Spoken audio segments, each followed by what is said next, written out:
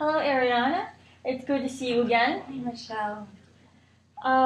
Before we begin, I would like to remind you about our confidentiality agreement, where you can tell me anything in confidence and it will stay just between you and me, except in cases where you express that you want to harm yourself or others, in which case I'll have to inform the authorities. Okay. So, has anything happened since the last time I saw you? Not really, like just the same stuff. Like the boys still make fun of me in class, and I still can't do things that my friends can do. And we just had a carnival this past weekend. Everyone kind of left me stranded because I couldn't really walk well through the dirt road, the dirt floor and stuff. That must have been hard. Yeah. So you weren't able to enjoy yourself, or? I had fun. I went on all the rides, and one of my friends from my youth group, she's one of the leaders, and she went on the rides with me, and she waited for me. That's nice. That's really nice to have someone support you like that. Yeah. Well, last time we discussed how you felt in regards to making friends, and how you felt a little, I believe you felt isolated, is that right? Yeah, my friends are really nice and stuff, and I have a good group of friends, but they just, I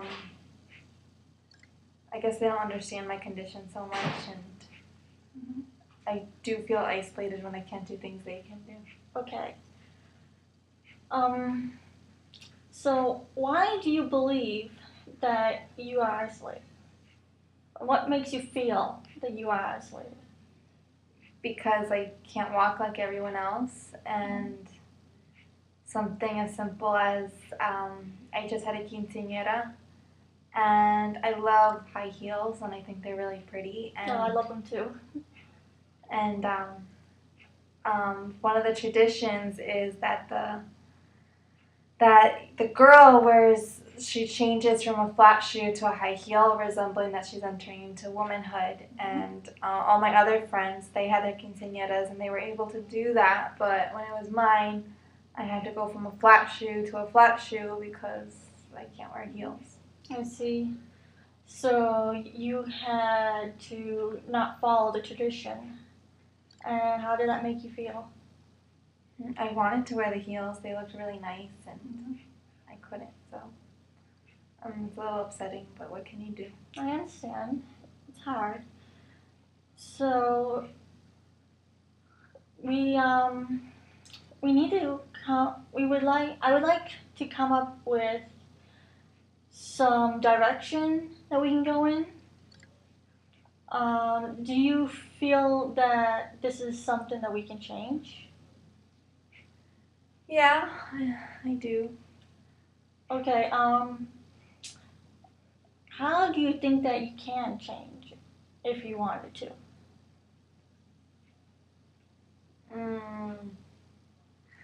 Waking up the next day and not having this condition anymore. So that's how you feel that you'll be happy? Yeah, I want to be able to walk right, or at least be happy. If I can't walk right, then still be happy. I see people in wheelchairs and they're super, super happy.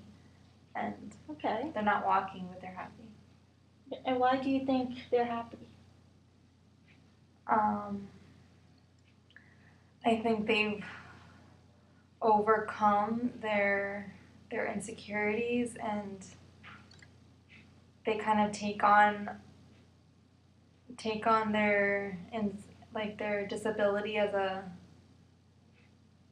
kind of like a sacrifice or a cross to bear, and they happily bear it, and they just don't let it get in the way of living life. Do you think that you might be able to do the same? Right now, I don't know how I would do that. Like, I would love to be like that, but I have no idea how. That's good. Okay, so you want to be able to overcome an obstacle, or to at least view it in a different way? Yeah. Okay, so you want to have a more positive view of your disability. Yeah, and of myself. Yes. Okay. Well, let's see. What is one step that you can imagine taking that might have an effect in the short term? Like, what can you do this week that might make you feel more positive about yourself? I'm really happy when I go to the mall with my friends, or when my mom takes me out to do my nails, and there are boys that I do talk to, and it makes me feel special when they text me and stuff. Okay. What about in a month? Like, what is one step that you can see having more of a long-term effect on your happiness? Something that I would do. Mm-hmm. I want to stop thinking of myself so negatively, but I don't know how to do that. Okay, would you like me to offer a suggestion? Sure. Okay, one thing that I have realized, that I have personally seen, have a positive impact on people with disabilities and serious illness is that they seem to react really well to going to group sessions where they have peer support. And what they can do is just maybe about small group, 6 to 10 people, and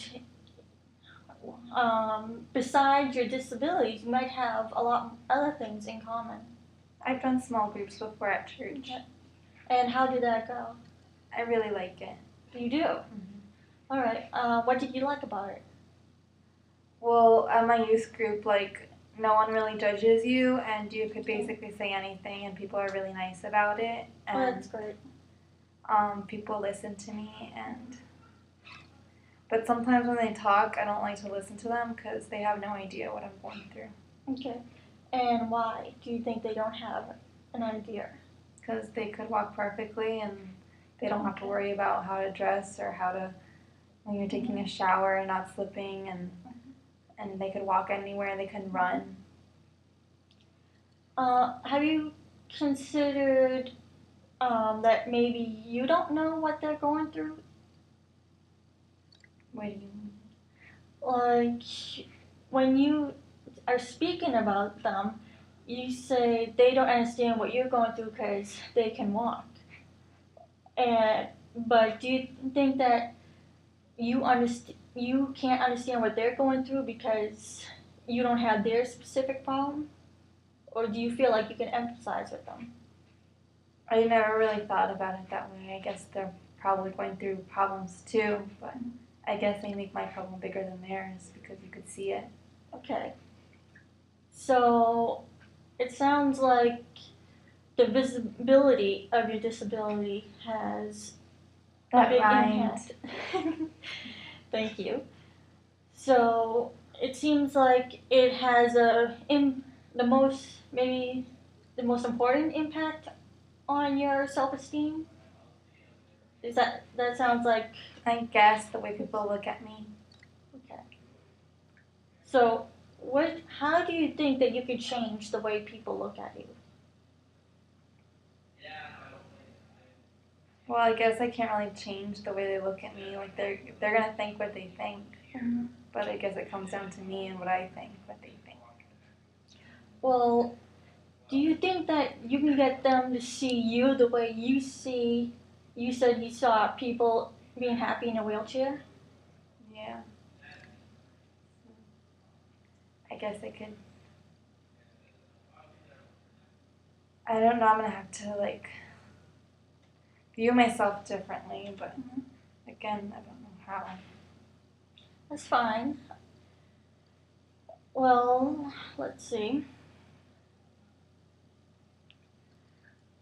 So you want to change the way you view yourself. You want to be viewing more positive. And you want to change the way that people see you and think of you. Yeah. And you really like the peer groups. And you like that you can share your problems without judgment? Yeah. Okay, so it sounds like you might do well to either go back to that one or try a different one. Does that sound like something you might want to do? Yeah, like I would still like to, I wouldn't want to leave my youth group. Okay. Yeah, so maybe I guess, like you said, group sessions. Like, I don't know anything about that. Like, what would I do?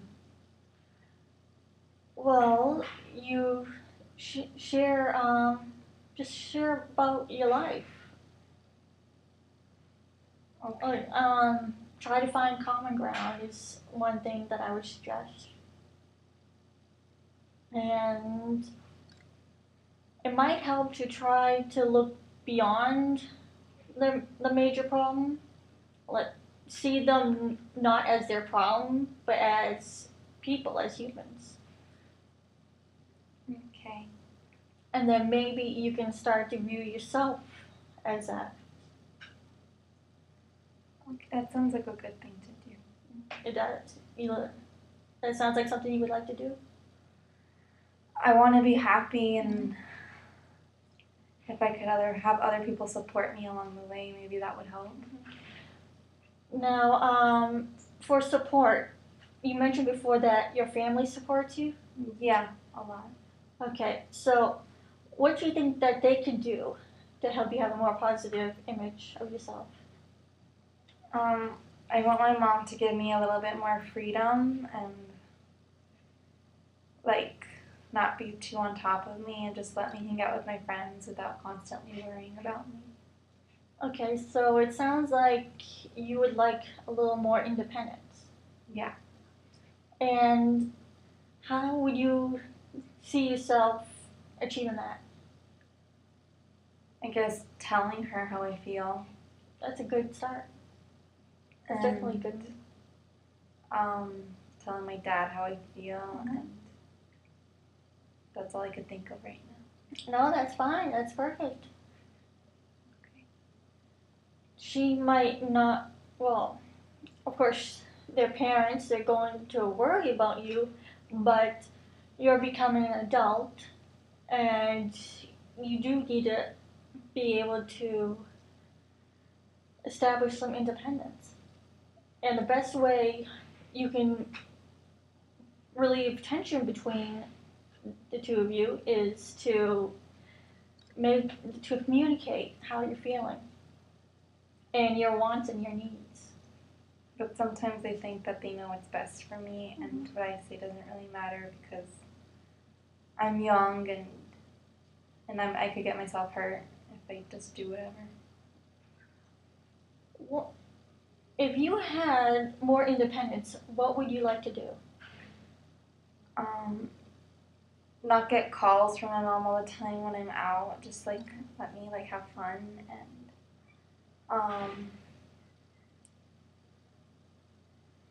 I would want to be able to just like if my friends are going to like on the school like trips to be able to go on them even if my parents are working, and to be able to go on a high school retreat at my church by myself without my parents having to come with me. Okay, that sounds reasonable. They all sound reasonable requests. Yeah. And appropriate for your age as well. So there's that. Okay, so from what I hear, we've identified a few steps that you can take. You can go back to your peer group. You can tell your parents that you would like a little more freedom and just communicate with them about your feelings. And you could try working on going to that retreat. Does that sound like something that you're going to work on? Yeah, I can do that. You can do that? Do you think for homework, do you think after this session, you can, when your parents pick you up, you can maybe tell your mom? Yeah, I could tell her later tonight at home. Okay. Well, that's a very good start.